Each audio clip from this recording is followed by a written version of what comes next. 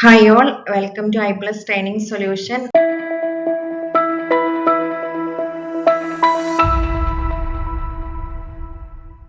നമ്മൾ K3 physical സയൻസിന്റെ ജനുവരി 2025 question paper discussion ആണ് നടത്തുന്നത്. അപ്പോൾ നമുക്ക് നേരെ ക്വസ്റ്റ്യനിലേക്ക് പോകാം. ഫസ്റ്റ് ക്വസ്റ്റ്യൻ നോക്കുക. Which of the following solution are acidic? CH3COONA, NH4Cl, KCl, CH3COO. ഇതിലേതാണ് കൂടുതലായിട്ട് അസിഡിക് എന്നാണ് ചോദിച്ചിരിക്കുന്നത്. അപ്പൊ നമുക്ക് ഇത് ഏതൊക്കെ ആസിഡിൽ നിന്നും ബേസിൽ നിന്നുമാണ് ഫോം ചെയ്തിരിക്കുന്നത് എന്ന് അറിഞ്ഞിട്ടുണ്ടെങ്കിൽ എന്താണ് നമുക്ക് ഇതിൽ ഏതാണ് കൂടുതൽ അസിഡിക് എന്ന് കണ്ടുപിടിക്കാം. ഓക്കെ, നമുക്ക് ഓരോന്ന് നോക്കുകയാണെങ്കിൽ ഫസ്റ്റത്തേത് CH3COONA എന്ന് പറയുന്നത് CH3COOH പ്ലസ് NaOH സോഡിയം ഹൈഡ്രോക്സൈഡും അസറ്റിക് ആസിഡും കൂടി ചേർന്നിട്ടാണ് ഏത് ഫോം ചെയ്തിരിക്കുന്നത്? CH3COONA ഫോം ചെയ്തിരിക്കുന്നത്. ശരിയല്ലേ? അപ്പൊ ഇവിടെ നോക്കുക, ഈ ഒരു അസറ്റിക് ആസിഡ് എന്ന് പറയുന്നത് വീക്ക് ആസിഡ് ആണ്. അതേ സമയത്ത് സോഡിയം ഹൈഡ്രോക്സൈഡ് സ്ട്രോങ് ബേസ് ആണ്. അതുകൊണ്ട് ഇതിലെ ഈ ഒരു സൊല്യൂഷൻ CH3COONA എന്ന് പറയുന്ന സൊല്യൂഷൻ എന്താണ്? ഒരു സ്ട്രോങ് ബേസിൽ നിന്ന് ഫോം ചെയ്യുന്നത് കൊണ്ട് അതൊരു ബേസിക് സൊല്യൂഷൻ ആയിരിക്കും. ഓക്കെ, ഇനി അടുത്തത് നമ്മൾ നോക്കുകയാണെങ്കിൽ NH4Cl. NH4Cl എവിടെ നിന്നാണ് ഫോം ചെയ്തിരിക്കുന്നത്? NH4OH പ്ലസ് HCl അല്ലെ? ഇങ്ങനെയാണ്. അപ്പൊ ഇവിടെ നോക്കുക, NH4OH എന്ന് പറയുന്നത് എന്താണ്? വീക്ക് ബേസ് ആണ്. അതേ സമയത്ത് HCl എന്താണ്? സ്ട്രോങ് ആസിഡ് ആണ്. അതുകൊണ്ട് തന്നെ NH4Cl എന്ന് പറയുന്നത് എങ്ങനെയായിരിക്കും? അസിഡിക് ഇൻ നേച്ചർ ആയിരിക്കും. കാരണം എന്താണ്? അതൊരു സ്ട്രോങ് ആസിഡിൽ നിന്ന് ഫോം ചെയ്തതാണ്. ഓക്കെ, അപ്പൊ നമുക്ക് ആൻസർ കിട്ടി. ബാക്കി രണ്ടും കൂടി ഒന്ന് നോക്കാം. KCl എവിടെ നിന്നാണ് ഫോം ചെയ്തത്? KOH ൽ നിന്നും HCl കൂടെ കൂടി ചേർന്നിട്ടാണ് ഏത് ഫോം ചെയ്യുന്നത്? KCl ഫോം ചെയ്യുന്നത്. അപ്പൊ ഇവിടെ നോക്കുക, KOH ഉം HCl ഉം എന്താണ്? സ്ട്രോങ് ആസിഡും സ്ട്രോങ് ബേസും ആണ്. അതുകൊണ്ട് തന്നെ ഇതെന്തായിരിക്കും? ഇതൊരു ന്യൂട്രൽ സൊല്യൂഷൻ ആയിരിക്കും. ഓക്കെ, ക്ലിയർ ആയെന്ന് വിചാരിക്കുന്നു. അപ്പൊ ആൻസർ ഏതാണ് വരുന്നത്? ആൻസർ ഓപ്ഷൻ ബി ആണ്, NH4Cl ആണ്. അപ്പൊ ഇവിടെ നമ്മൾ മനസ്സിലാക്കേണ്ട ഒരു കാര്യം എന്ന് പറഞ്ഞിട്ടുണ്ടെങ്കിൽ സ്ട്രോങ് ആസിഡിൽ നിന്നാണ് ഫോം ചെയ്യുന്നതെങ്കിൽ അതിന്റെ സോൾട്ട് എന്ന് പറയുന്നത് അസിഡിക് ആയിരിക്കും. സ്ട്രോങ് ബേസിൽ നിന്നാണ് ഫോം ചെയ്യുന്നതെങ്കിൽ അത് എന്തായിരിക്കും? അത് ബേസിക് ആയിരിക്കും അതിന്റെ സോൾട്ട്. അതേ സമയത്ത് സ്ട്രോങ് ആസിഡിൽ നിന്നും സ്ട്രോങ് ബേസിൽ നിന്നുമാണ് ഫോം ചെയ്യുന്നതെങ്കിൽ എങ്ങനെയായിരിക്കും? ന്യൂട്രൽ ആയിരിക്കും. അതുപോലെ തന്നെയാണ് വീക്ക് ആസിഡിൽ നിന്നും വീക്ക് ബേസിൽ നിന്നും ഫോം ചെയ്യുന്നതും എന്തായിരിക്കും? ന്യൂട്രൽ നേച്ചർ ആയിരിക്കും. ഓക്കെ, ക്ലിയർ ആയെന്ന് വിചാരിക്കുന്നു. ഇനി അടുത്തൊരു ക്വസ്റ്റ്യൻ നോക്കുക. Heat capacity of A body is. ഒരു ബോഡിയുടെ ഹീറ്റ് കപ്പാസിറ്റി എന്ന് പറയുന്നത് the energy needed to melt the body without changing its temperature, the energy needed to raise the temperature of the body by 1 degree Celsius, the increases in the volume of the body when its temperature increases by 1 degree Celsius, the total amount of internal energy change. ഈ heat capacity എന്ന് പറയുന്നതിന്റെ definition തന്നെ എന്താണ്? Option B ആണ്. The energy needed to raise the temperature of the body by 1 degree Celsius. ഒരു ബോഡിയുടെ temperature 1 degree Celsius ഉയർത്താൻ ആവശ്യമായിട്ടുള്ള എനർജിനെയാണ് ഹീറ്റ് കപ്പാസിറ്റി എന്ന് പറയുന്നത്. സോ ഓപ്ഷൻ ബി ആണ് കറക്റ്റ് ആയിട്ടുള്ള ആൻസർ. ഇനി അടുത്തൊരു പ്രോബ്ലം ആണ്, നോക്കുക. A ball mass of 500 gram has 800 joule of total energy at height of 10 meter. Assuming no energy loss, how much energy it possesses at the height of 5 meter? എന്താണ്? വളരെ easy ആയിട്ടുള്ള ഒരു question ആണ് അല്ലേ? ഒരു 500 gram mass ഉള്ള ഒരു ബോളിന്റെ ടോട്ടൽ എനർജി 10 മീറ്റർ ഹൈറ്റിലുള്ള ടോട്ടൽ എനർജി എന്ന് പറയുന്നത് എന്താണ്? 800 ജൂൾ ആണ്. അങ്ങനെയാണെങ്കിൽ 5 മീറ്ററിലുള്ള അതിന്റെ ടോട്ടൽ എനർജി എത്ര ആയിരിക്കുമെന്നാണ് ചോദിച്ചിരിക്കുന്നത്. അപ്പൊ ഇവിടെ നോക്കുക, ഇവിടെ ഒരു പോയിന്റ് തന്നിട്ടുണ്ട്. എന്താണ്? നോ എനർജി ലോസ് എന്ന് പറഞ്ഞിട്ടുണ്ട്. എന്താണ് അവിടെ ഒരു എനർജി നഷ്ടം ഉണ്ടാകുന്നില്ല എന്നാണ് പറയുന്നത്. അപ്പൊ നമുക്കറിയാം law of conservation of mass അല്ലെ, law of conservation of mass അനുസരിച്ചിട്ട് എന്താണ് where there is no energy loss, ഇവിടെ എനർജി ലോസ് ഇല്ല എന്ന് തന്നെയാണ് പറഞ്ഞിരിക്കുന്നത്.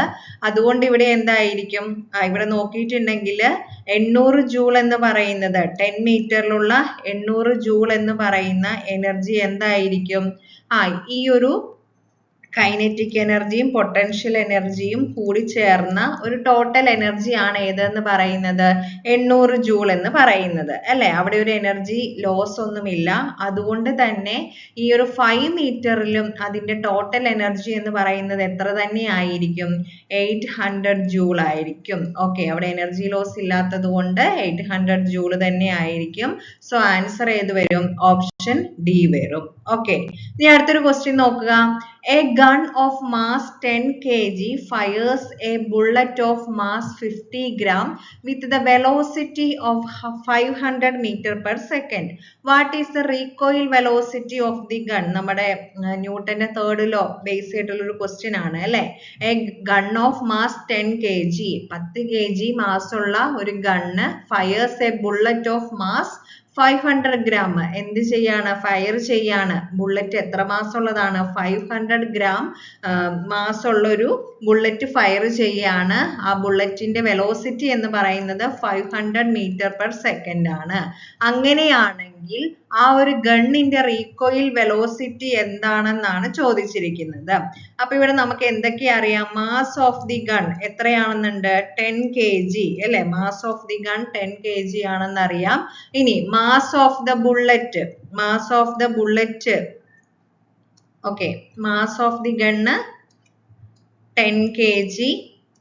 ഇനി മാസ് ഓഫ് ദി ബുള്ളറ്റ് എന്ന് പറയുന്നത് എത്രയാണ്, mass of the bullet small ലെറ്ററിലാണ് എഴുതുന്നത്. Mass of the bullet 500 gram ആണ്. ഇനി വെലോസിറ്റി ഓഫ് ദി ബുള്ളറ്റ് നമുക്ക് തന്നിട്ടുണ്ട്. വെലോസിറ്റി ഓഫ് ദി ബുള്ളറ്റ് എത്രയാണ്, 500 മീറ്റർ പെർ സെക്കൻഡ് ആണെന്നാണ് തന്നിരിക്കുന്നത്.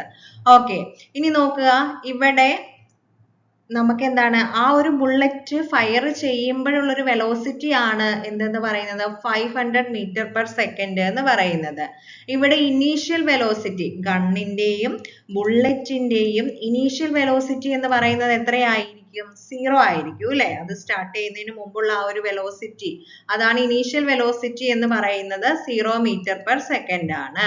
ഇനി നമുക്കറിയാം അല്ലെ എന്താണ് conservation of momentum. Conservation of momentum അനുസരിച്ച് mg ug plus mv ub equal to mg vg plus mb vb എന്ന് പറഞ്ഞാൽ എന്താണ്, ഇവിടെ ഇനീഷ്യൽ വെലോസിറ്റിയും ഫൈനൽ വെലോസിറ്റിയും എന്തായിരിക്കും, തുല്യമാണ് അല്ലെ. ഇനീഷ്യൽ മൊമെന്റവും ഫൈനൽ മൊമെന്റവും എന്തായിരിക്കും, തുല്യമായിരിക്കും എന്ന് പറയുന്നതാണ് എന്ത്, കൺസർവേഷൻ ഓഫ് മൊമെന്റം എന്ന് പറയുന്നത് അല്ലെ. അതായത് total momentum before firing is equal to the total momentum after firing, ശരിയല്ലേ. അപ്പൊ നോക്കുക, സിൻസ് ദി ഇനീഷ്യൽ വെലോസിറ്റി എന്താണ് ഗണ്ണിന്റെയും അതുപോലെ UG എന്ന് പറയുന്നത് ഗണ്ണിന്റെ ഇനീഷ്യൽ വെലോസിറ്റി ആണ്. അതുപോലെ UB എന്ന് പറയുന്നത് ബുള്ളറ്റിന്റെ ഇനീഷ്യൽ വെലോസിറ്റി ആണ്. ഇത് രണ്ടും എന്താണ് 0 ആയതുകൊണ്ട് തന്നെ നമ്മൾ മുമ്പേ എഴുതിയ ഇക്വേഷൻ നമുക്ക് എങ്ങനെ എഴുതാം, 0 equal to mg vg plus mb vb എന്ന് എഴുതാം അല്ലെ. കാരണം എന്താണ്, ഗണ്ണിന്റെയും അതുപോലെ തന്നെ ബുള്ളറ്റിന്റെയും ഇനീഷ്യൽ വെലോസിറ്റി എന്ന് പറയുന്നത് എന്താണ്, 0 ആണ് അല്ലെ. അതുകൊണ്ട് തന്നെ എന്താണ് നമുക്ക് 0 equal to mg vg plus mb vb എന്ന് എഴുതാം. ഓക്കെ, ക്ലിയർ ആയോ? ഓക്കെ, അപ്പൊ നമുക്ക് ഈ ഒരു ഇക്വേഷനെ ഒന്ന് ജസ്റ്റ് മാറ്റി എഴുതാം. എങ്ങനെ എഴുതാം, mg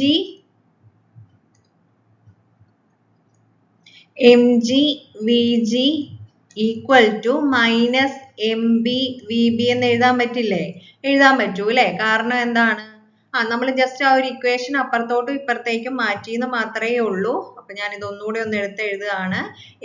അതായത് mg vg equal to minus M B V B എന്ന് എഴുതി. ഇനി നമുക്ക് എന്ത് ചെയ്യാം? നമുക്ക് വേണ്ടത് എന്താണ്? വി ജി ആണ്. എന്ന് പറഞ്ഞാൽ എന്താണ്? Recoil velocity of the gun ആണ്. അപ്പൊ ആ വി ജിനെ ഇവിടെ നിർത്തിയിട്ട് minus M B V B divided by എന്ത് ചെയ്യുക? എം ജി ചെയ്യുക. ഇനി ഒന്നുമില്ല, ഈ ഒരു ഇക്വേഷനിലേക്ക് നമ്മൾക്ക് കിട്ടിയിരിക്കുന്ന വാല്യൂ സബ്സ്റ്റിറ്റ്യൂട്ട് ചെയ്താൽ മതി. അങ്ങനെ സബ്സ്റ്റിറ്റ്യൂട്ട് ചെയ്യുമ്പോൾ എന്ത് ചെയ്യാം? ഇവിടെ ശ്രദ്ധിക്കുക, ഈ ഒരു 50 ഗ്രാം എന്നുള്ളത് mass of the bullet 50 gram എന്ത് ചെയ്യുക? കെ ജിയിലേക്ക് മാറ്റുക. അപ്പൊ എന്തെന്ന് വരും? 0.05 kg എന്ന് വരും. അപ്പൊ ഇതെല്ലാം കൂടി ഒന്ന് സബ്സ്റ്റിറ്റ്യൂട്ട് ചെയ്താൽ മതി.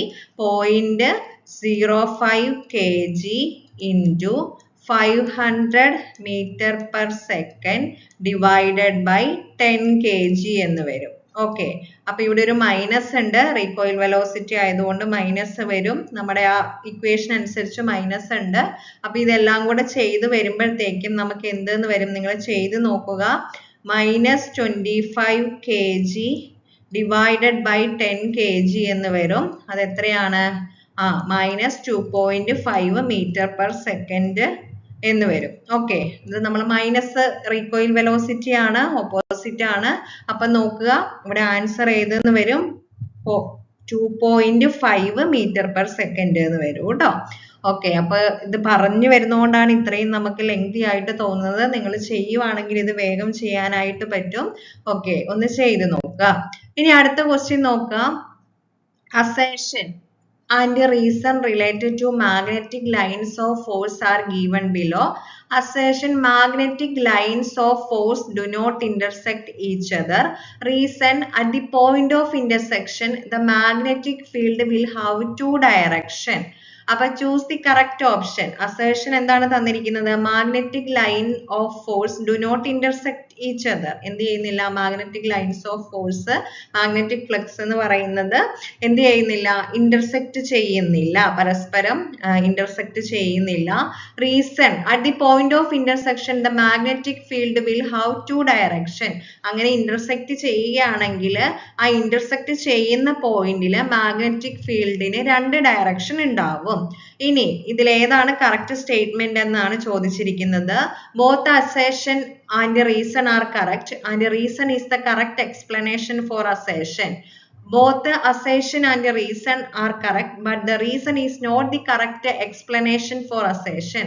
Assertion is true and reason is false. Assertion is false and reason is true. ഏതാണ് ആൻസർ വരുന്നത്? ഓപ്ഷൻ എ ആണ്. രണ്ടും കറക്റ്റ് ആണ് അല്ലെ? നമ്മൾ പറഞ്ഞു magnetic lines of force intersect ചെയ്യുന്നില്ല. അതിനുള്ള കാരണം എന്താണ്? അത് ഇന്റർസെക്ട് ചെയ്ത് കഴിഞ്ഞിട്ടുണ്ടെങ്കിൽ ആ പോയിന്റിൽ രണ്ട് ഡയറക്ഷൻ വരും. മാഗ്നറ്റിക് ലൈൻസിന് എപ്പോഴും എന്തായിരിക്കും? സിംഗിൾ ഡയറക്ഷൻ ആയിരിക്കും. സോ ഓപ്ഷൻ എ ആണ് കറക്റ്റ് ആയിട്ടുള്ള ആൻസർ. രണ്ടും കറക്റ്റ് ആണ്. ഇനി അടുത്തൊരു ക്വസ്റ്റ്യൻ നോക്കാം. Which of the following statement are correct about cathode rays? Cathode റേസിനെ ബേസ് ചെയ്തിട്ട് ശരിയായിട്ടുള്ള സ്റ്റേറ്റ്മെന്റ് ഏതാണെന്നാണ് ചോദിച്ചിരിക്കുന്നത്. ഏതൊക്കെയാണ്? First statement: cathode rays consist of negatively charged particles. They are undeflected by electric and magnetic field. The characteristics of cathode rays do not depend on the electrode on material. The characteristics depend on the nature of gas present.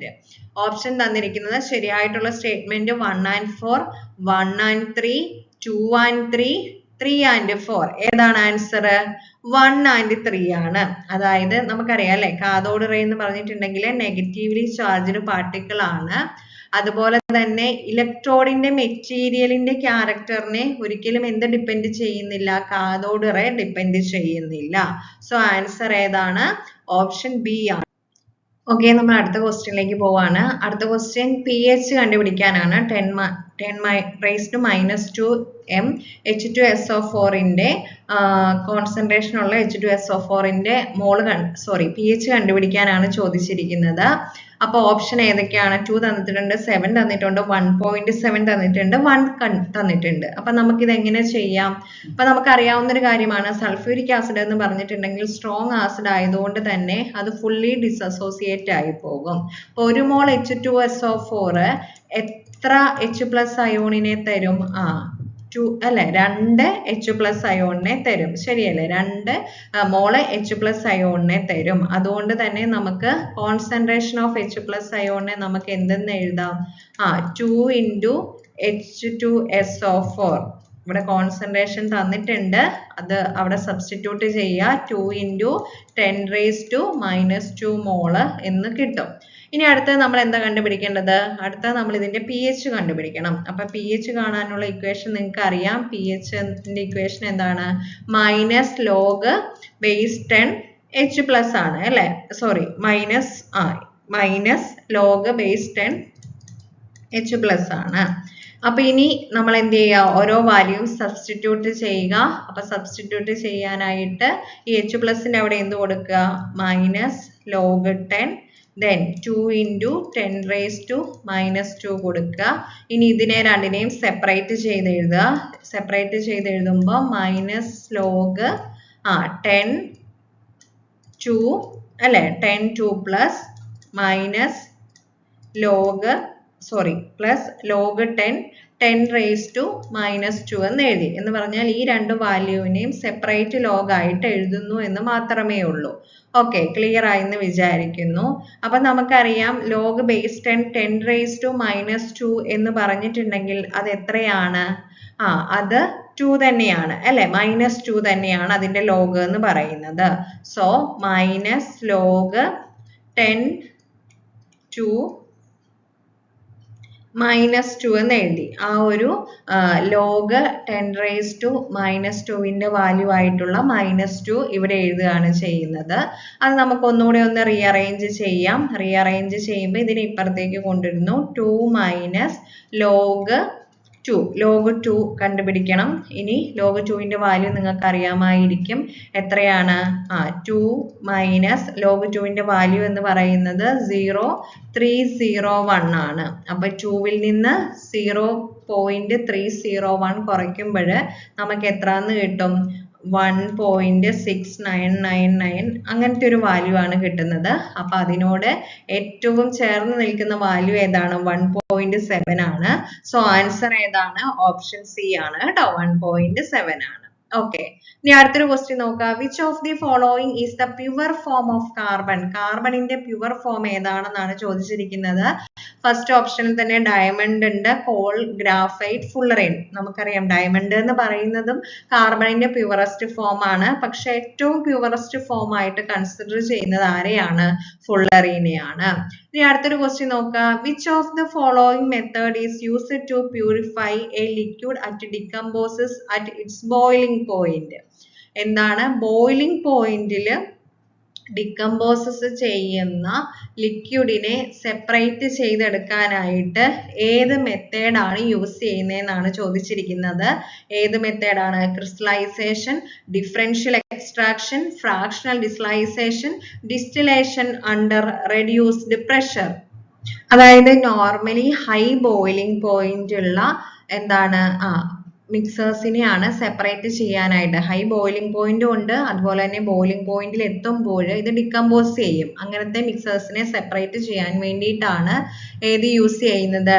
Distillation under reduced pressure എന്ന് പറയും. അതായത് ഈ ഒരു distillation അപ്പാരറ്റസിലെ pressure കുറയ്ക്കും. Pressure കുറയ്ക്കുമ്പോൾ എന്ത് സംഭവിക്കുന്നു ചോദിച്ചിട്ടുണ്ടെങ്കിൽ ഈ മിക്സേഴ്സിന്റെയും ബോയിലിംഗ് പോയിന്റ് കുറയും. അപ്പൊ ബോയിലിംഗ് പോയിന്റ് കുറയുന്നത് വഴിയായിട്ട് ഇതിന്റെ ആക്ച്വൽ ആയിട്ടുള്ള ഹൈ ബോയിലിംഗ് പോയിന്റിൽ എത്തുന്നതിന് മുമ്പ് എന്ത് ചെയ്യാനായിട്ട് പറ്റും? ഇത് വേപ്പറൈസ് ചെയ്തിട്ട് ഇതിനെ സെപ്പറേറ്റ് ചെയ്തെടുക്കാനായിട്ട് പറ്റും. അങ്ങനെയാകുമ്പോൾ എന്താണ്? ആ ഡികമ്പോസ് ചെയ്ത് പോകുന്നത് ഒഴിവാക്കാനായിട്ട് സാധിക്കും. ഓപ്ഷൻ ഡി ആണ് കറക്റ്റ് ആയിട്ടുള്ള ആൻസർ. അടുത്തൊരു question. Which of the following is the densest metal on the earth? നിങ്ങൾക്ക് എല്ലാവർക്കും അറിയാവുന്നതാണ്. ഏതാണ്? ഓസ്മിയം ആണ്. ഇനി അടുത്തൊരു question. Which of the following element can involved in p-pi bonding? അപ്പൊ ഇവിടെ നോക്കിയിട്ടുണ്ടെങ്കിൽ ഓപ്ഷൻ നോക്കുക. Hydrogen, lithium, carbon, beryllium. ഇതില് ഹൈഡ്രജൻ, ലിഥിയം, ബെറീലിയം ഇത് മൂന്നിനും എന്തില്ല? പി ഓർബിറ്റൽ ഇല്ല അല്ലെ? അതുകൊണ്ട് തന്നെ p-pi ബോണ്ടിങ് ആണ് അല്ലെ? അവിടെ എന്തായിരിക്കും? ഡബിൾ ബോണ്ടും ട്രിപ്പിൾ ബോണ്ടും ഇതിന്റെയൊക്കെ സാന്നിധ്യമുണ്ട്. സോ ഓപ്ഷൻ സി, കാർബണിന് മാത്രമാണ് ആ ഒരു ചാൻസ് ഉള്ളൂ ഇവിടെ കേട്ടോ. ഇനി അടുത്തൊരു ക്വസ്റ്റ്യൻ നോക്കാം. among the halogens the correct order of the electron gain enthalpy. fluorine greater than chlorine greater than bromine greater than iodine. fluorine less than chlorine greater than bromine greater than iodine. fluorine less than chlorine greater than bromine less than iodine. fluorine less than chlorine less than bromine less than iodine. അതായത് ഇവിടെ electron gain enthalpy, ഹാലജൻസിന്റെ electron gain എൻതാൽപ്പിയുടെ ശരിയായിട്ടുള്ള order ആണ് ചോദിച്ചിരിക്കുന്നത്. അപ്പൊ normally എന്ത് സംഭവിക്കുന്നു ചോദിച്ചിട്ടുണ്ടെങ്കിൽ ഇലക്ട്രോൺ ഗെയിൻ എൻതാൽപ്പിയുടെ വാല്യൂ ഗ്രൂപ്പിൽ താഴോട്ട് പോകും തോറും നെഗറ്റീവ് വാല്യൂ ഡിക്രീസ് ചെയ്യാണ് ചെയ്യുന്നത്.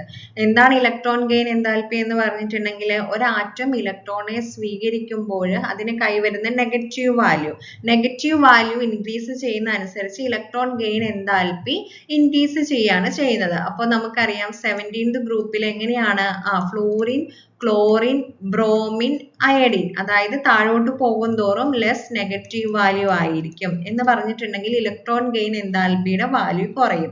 പക്ഷെ ഇവിടെ ഫ്ലൂറിന്റെയും ക്ലോറിന്റെയും കേസിൽ ഒരു എക്സെപ്ഷൻ ഉണ്ട്. അതായത് ഫ്ലൂറിന് എന്താണ്, ഫ്ലൂറിന്റെ ആറ്റോമിക നമ്പർ നമുക്കറിയാം 9 ആണ് അല്ലെ. ക്ലോറിന്റെ എത്രയാണ്, 17 ആണ്. ക്ലോറിന്റെ 17 ആണ്.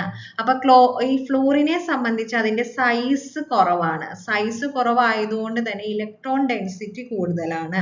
ഇലക്ട്രോൺ ഡെൻസിറ്റി കൂടുതലായതുകൊണ്ട് തന്നെ എന്ത് സംഭവിക്കും, ഇലക്ട്രോണിനെ അട്രാക്ട് ചെയ്യാനായിട്ട് ക്ലോറിനെ അപേക്ഷിച്ചിട്ട് അവിടെ എന്ത് കൂടുതലായിരിക്കും, ഇലക്ട്രോൺ റിപ്പൾഷൻ, അതിന്റെ സൈസ് കുറവായതുകൊണ്ട് ഇലക്ട്രോൺ റിപ്പൾഷൻ കൂടുതലായിരിക്കും. അതുകൊണ്ട് ഫ്ലൂറിന്റെ സൈസ് ബേസ് ചെയ്ത് ഏതിനായിരിക്കും ഇലക്ട്രോൺ ഗെയിൻ എൻതാൽപ്പി കൂടുതൽ, ഫ്ലൂറിനേക്കാളും ഏതിനായിരിക്കും, ക്ലോറിനായിരിക്കും. അതിനുശേഷമാണ് ഫ്ലൂറിന് വരുന്നത്. സോ ഇതിന്റെ ആൻസർ വരുന്നത് ഓപ്ഷൻ ബി ആണ്. Fluorine less than chlorine greater than bromine greater than iodine ആയിരിക്കും. ഓക്കെ, ഇനി അടുത്തൊരു ക്വസ്റ്റ്യൻ നോക്കാം. Which method demonstrate electrostatic induction? തന്നിരിക്കുന്നതിൽ ഇലക്ട്രോസ്റ്റാറ്റിക് ഇൻഡക്ഷൻ ഡെമോൺസ്ട്രേറ്റ് ചെയ്യുന്ന മെത്തേഡ് ഏതെന്നാണ് ചോദിച്ചിരിക്കുന്നത്. Rubbing balloon on hair, touching charged sphere to a neutral surface, bringing a charged rod near a neutral metal rod, connecting battery to the circuit. ഏതാണ്? നമുക്കത് easy ആയിട്ട് answer പറയാം അല്ലെ. Option C ആണ്, bringing a charged rod near a neutral metal rod. അതായത് electrostatic induction എന്ന് പറഞ്ഞിട്ടുണ്ടെങ്കിൽ എന്താണ്, വേറെ charged object is brought near a neutral conducting object causing a redistribution of charges within the neutral object without direct contact. ഒരു charged ആയിട്ടുള്ള റോഡിന്റെ അടുത്തേക്ക് ഒരു കണ്ടക്ടിങ് ആയിട്ടുള്ള ഒരു ന്യൂട്രൽ റോഡ് കൊണ്ടുവെക്കുമ്പോൾ എന്ത് സംഭവിക്കും, ഈ ചാർജ്ഡ് റോഡിന്റെ അടുത്തായതുകൊണ്ട് എന്താണ്, അതിനെ ബേസ് ചെയ്തിട്ട് ഈ ഒരു ന്യൂട്രൽ റോഡിന്റെ ചാർജിൽ റീഅറേഞ്ച് സംഭവിച്ച് അതിനും എന്താണ്, അതിനും ഒരു ചാർജ്ഡ് വാല്യൂ കൈവരിക്കും അല്ലെ. അതാണ് എന്തെന്ന് പറയുന്നത്, ഇലക്ട്രോസ്റ്റാറ്റിക് ഇൻഡക്ഷൻ. അതാണ് അതിന്റെ ബെസ്റ്റ് എക്സാമ്പിൾ എന്ന് പറയുന്നത്. ഇനി റബ്ബിംഗ് ബലൂൺ ഓൺ എയർ, അതെന്തിന് എക്സാമ്പിൾ ആണ്? അത് അവിടെ എന്താണ്, ഫ്രിക്ഷൻ വഴിയായിട്ടാണ് ചാർജ് ഫോം ചെയ്യുന്നത്. അത് ട്രൈബോ ഇലക്ട്രിക് എഫക്റ്റിന് എക്സാമ്പിൾ ആണ് കേട്ടോ. ഇവിടെ touching a charged sphere to neutral sphere, അവിടെ എന്താണ്, ഡയറക്റ്റ് കോണ്ടാക്ട് വരുന്നുണ്ട് കേട്ടോ. അപ്പൊ ഇവിടുത്തെ ആൻസർ ഓപ്ഷൻ സി ആണ്. ഇനി അടുത്തൊരു ക്വസ്റ്റ്യൻ നോക്കുക. What happens when A ferromagnetic material is heated above it's Curie temperature? It becomes diamagnetic, it becomes paramagnetic, it loses its magnetic properties, its magnetic properties increases. അതായത് ferromagnetic ആയിട്ടുള്ള ഒരു material Curie ടെമ്പറേച്ചറിന് മുകളിലായിട്ട്, അതിന്റെ Curie ടെമ്പറേച്ചറിന് മുകളിലായിട്ട് heat ചെയ്യുമ്പോൾ എന്ത് സംഭവിക്കും എന്നാണ് ചോദിച്ചിരിക്കുന്നത്. ഇനി എന്താണ് ഈ Curie ടെമ്പറേച്ചർ എന്ന് ഉദ്ദേശിക്കുന്നത്? Curie ടെമ്പറേച്ചർ എന്ന് പറഞ്ഞിട്ടുണ്ടെങ്കിൽ എന്താണ്, the critical point above which a ferromagnetic material undergoes undergo a phase transition and loses its strong magnetic properties. അതായത് ഈ ഒരു ടെമ്പറേച്ചറിന് മുകളിൽ പോയിട്ടുണ്ടെങ്കിൽ ഫെറോ മാഗ്നറ്റിക് സബ്സ്റ്റൻസിന്റെ സ്ട്രോങ് മാഗ്നറ്റിക് പ്രോപ്പർട്ടീസ് നഷ്ടമാകും. അതിനുശേഷം അത് എന്തായിട്ട് ആക്ട് ചെയ്യും? പാരാമാഗ്നറ്റിക് മെറ്റീരിയൽ ആയിട്ട് ആക്ട് ചെയ്യുന്നതാണ്. ഓക്കെ, അപ്പൊ അവിടെ എന്താ സംഭവിക്കുന്നതെന്ന് പറഞ്ഞിട്ടുണ്ടെങ്കിൽ തെർമൽ എനർജി അതിന്റെ മാഗ്നറ്റിക് പ്രോപ്പർട്ടീസിനേക്കാളും അല്ലെങ്കിൽ മാഗ്നറ്റിക് ഫോഴ്സിനേക്കാളും തെർമൽ എനർജി ഡൊമൈൻ ചെയ്ത് നിൽക്കുന്നത് കൊണ്ടാണ്. സോ ഓപ്ഷൻ ബി ആണ്. ഇനി അടുത്തൊരു ക്വസ്റ്റ്യൻ നോക്കാം. Which of the following solution have same concentration? ഇവിടെ തന്നിരിക്കുന്നതിൽ സെയിം കോൺസെൻട്രേഷൻ ഏതിലാണെന്നാണ് ചോദിച്ചിരിക്കുന്നത്. അപ്പൊ നോക്കുക ഏതൊക്കെയാണ്? 4 gram of NaOH in 250 ml solution, 0.5 mol of KCl in 250 ml solution, then 40 gram of NaOH in 250 ml solution, then 56 gram of KOH in 250 ml solution. അപ്പൊ ഇതിൽ എന്താണ്? ഇവിടെ എന്താ ചോദിച്ചിരിക്കുന്നത്? സെയിം കോൺസെൻട്രേഷൻ ഏതാണ് എന്നുള്ളതാണ്. അപ്പൊ ഇവിടെ എന്ത് കണ്ടുപിടിക്കണം? നമ്മൾ ഓരോന്നിന്റെയും മൊളാരിറ്റി കണ്ടുപിടിക്കണം അല്ലെ? മൊളാരിറ്റി കണ്ടുപിടിച്ചാലാണ് എന്ത് കണ്ടുപിടിക്കുള്ളൂ? ഏതാണ് സെയിം കോൺസെൻട്രേഷൻ എന്ന് മനസ്സിലാക്കാനായിട്ട് സാധിക്കുള്ളൂ. അപ്പൊ മൊളാരിറ്റിയുടെ ഇക്വേഷൻ എന്ന് പറയുന്നത് മോൾസ് ഓഫ് സൊല്യൂട്ട് ആണ് അല്ലെ? Moles of solute divided by volume of solution in liter. Volume of solution in liter. Volume of solution in liter. അപ്പൊ ഇവിടെ നോക്കുക, ഇവിടെ എന്താണ്? നമുക്ക് ആദ്യം മോൾസ് ഓഫ് സൊല്യൂട്ടിന്റെ മോള് കണ്ടുപിടിക്കണം. പിന്നെ volume of solution in litre ആണ്. ഇവിടെ എന്താ തന്നിരിക്കുന്നത്? ഇവിടെ ml ലാണ് തന്നിരിക്കുന്നത്. അതിനെ എന്ത് ചെയ്യണം? ലിറ്ററിലേക്ക് കൺവേർട്ട് ചെയ്യണം. അപ്പം ഇനി അടുത്തത് മോൾസ് കണ്ടുപിടിക്കണമെങ്കിൽ നമുക്ക് എന്തറിയണം? മോളാർ മാസ് അറിയണം. ഓരോന്നിന്റെയും മോളാർ മാസ് അറിയണം. അപ്പോൾ NaOH സോഡിയം ഹൈഡ്രോക്സൈഡിന്റെ മോളാർ മാസ് എത്രയാണ്? 40 gram ആണ്. ഇനി അടുത്തത് KCl ആവുമ്പോൾ 74.5 ആണ്. KOH ആണെങ്കിൽ 56 gram ആണ്. ഓക്കെ, ഇനി അടുത്തത് ഇനി എന്താണ് നമുക്ക് ചെയ്യേണ്ടത്? ഇവിടെ നമ്മൾ പറഞ്ഞു ഇത് ml ലാണ്. ഇത് ലിറ്ററിലേക്ക് മാറ്റുമ്പോൾ 0.25 ലിറ്റർ എന്ന് വരും. ഇനി ഒന്നുമില്ല, ഇനി ഓരോന്നിന്റെയും എന്ത് കണ്ടുപിടിക്കുക? മൊളാരിറ്റി കണ്ടുപിടിക്കുക. നമുക്ക് ആദ്യത്തെ നോക്കാം. 4 gram of NaOH in 250 ml solution. Sodium ഹൈഡ്രോക്സൈഡിന്റെ നമ്മൾ പറഞ്ഞിരുന്നു എത്രയാണ്? 40 gram ആണ്. 40 gram ആണ് മോളാർ മാസ് എന്ന് പറയുന്നത്. അപ്പൊ മോള് കണ്ടുപിടിക്കാനായിട്ട് എന്ത് ചെയ്താൽ മതി? Given mass divided by molecular mass ചെയ്താൽ മതി. ഗീവൺ മാസ് എന്ന് പറയുന്നത് 4 gram ഡിവൈഡഡ് ബൈ 40 gram ചെയ്യുക. 40 gram ചെയ്യുമ്പോൾ എത്രാന്ന് കിട്ടും നമുക്ക്? എത്രാന്ന് കിട്ടും? 0.1 mol എന്ന് കിട്ടും. ഇനി എന്ത് ചെയ്യണം? ഇതിന്റെ മൊളാരിറ്റി കണ്ടുപിടിക്കണം. മൊളാരിറ്റി കണ്ടുപിടിക്കാനായിട്ട് 0.1 mol divided by എത്രയാണ്? 0.25 ലിറ്റർ എന്ന് കിട്ടും. ആൻസർ എത്രാന്ന് കിട്ടും? 0.4 m എന്ന് കിട്ടും. ഓക്കെ, 0.4 m എന്ന് കിട്ടും. ഇനി അടുത്തത് നോക്കുക. 0.5 mol of KCl in 250 ml solution. ഇവിടെ 0.5 mol ഓൾറെഡി തന്നിട്ടുണ്ട്. അപ്പൊ സെപ്പറേറ്റ് നമുക്ക് എന്ത് കണ്ടുപിടിക്കേണ്ട? മോള് കണ്ടുപിടിക്കേണ്ട ആവശ്യമില്ല. ഡയറക്റ്റ് എന്ത് ചെയ്താൽ മതി? മൊളാരിറ്റി കണ്ടുപിടിച്ചാൽ മതി. അപ്പൊ എന്ത് ചെയ്യണം? 0.5 ഡിവൈഡഡ് ബൈ എത്രാന്ന് കിട്ടും? 0.25 ലിറ്റർ എന്ന് കിട്ടും. രണ്ടും കൂടെ ചെയ്യുമ്പോൾ 2 m എന്ന് കിട്ടും. ഇനി അടുത്തത് 40 gram of NaOH divided by 250 ml solution. അപ്പൊ 40 divided by 40 തന്നെയാണ് മോളാർ മാസ് ഓഫ് NaOH നമ്മൾ കണ്ടതാണ്. അപ്പോൾ 1 mol എന്ന് കിട്ടും. അപ്പോൾ 1 mol divided by 0.25 ലിറ്റർ ചെയ്യുമ്പോൾ അവിടെ എത്രാന്ന് കിട്ടും? 4 m എന്ന് കിട്ടും. ഇനി ലാസ്റ്റ് വൺ എന്താണ്? 56 gram of KOH. 56 gram of KOH അവിടെ എത്രയാണ്? 56 divided by 56 തന്നെയാണ്. ഇവിടെ മോൾ എന്ന് പറയുന്നത് 1 mol ആണ്. അപ്പോൾ 1 mol divided by 0.25 ചെയ്യുമ്പോൾ നമുക്ക് എത്രാന്ന് കിട്ടും? 4 m എന്ന് കിട്ടും. അപ്പൊ ഇവിടെ നോക്കിയിട്ടുണ്ടെങ്കിൽ അറിയാം, ആദ്യത്തേത് 4 gram of NaOH ന്റെ കോൺസെൻട്രേഷൻ എന്ന് പറയുന്നത് 0.4 m ആണ്. അടുത്തത് അടുത്തത് 0.5 മോൾ ഓഫ് KCl, അവിടെ എത്രയാണ് 2m ആണ്. അടുത്തത് 40 gram of NaOH in 250 ml solution, അവിടെ 4m ആണ്. 56 ഗ്രാമിലും എത്ര തന്നെയാണ് 4m എന്ന് കിട്ടും, മൊളാരിറ്റി കിട്ടും. അപ്പൊ ഇതിൽ ഏതാണ് സെയിം ആയിട്ടുള്ളത്? 3 and 4 ആണ് അല്ലെ? അപ്പൊ ആൻസർ ഏതാണ്? ഓപ്ഷൻ സി ആണ് ആൻസർ വരുന്നത്. ഓക്കെ, ഇനി അടുത്തത് നോക്കുക. അടുത്തൊരു ക്വസ്റ്റ്യൻ നോക്കുക. Which of the following light pairs is complementary? ഏതാണ് ഇതിൽ തന്നിരിക്കുന്ന ലൈറ്റ് പെയറിൽ ഏതൊക്കെയാണ് കോംപ്ലിമെന്ററി എന്നാണ് ചോദിച്ചിരിക്കുന്നത്. കോംപ്ലിമെന്ററി എന്ന് പറഞ്ഞിട്ടുണ്ടെങ്കിൽ ഇവിടെ തന്നിരിക്കുന്ന സെക്കൻഡറി കളറും പ്രൈമറി കളറുമാണ് അല്ലെ? സെക്കൻഡറി കളറിൽ ഉൾപ്പെടാത്ത പ്രൈമറി കളറും കൂടെ മൂന്നും കൂടെ ചേരുമ്പോൾ എന്ത് കിട്ടണം? വൈറ്റ് ലൈറ്റ് കിട്ടണം, ശരിയല്ലേ?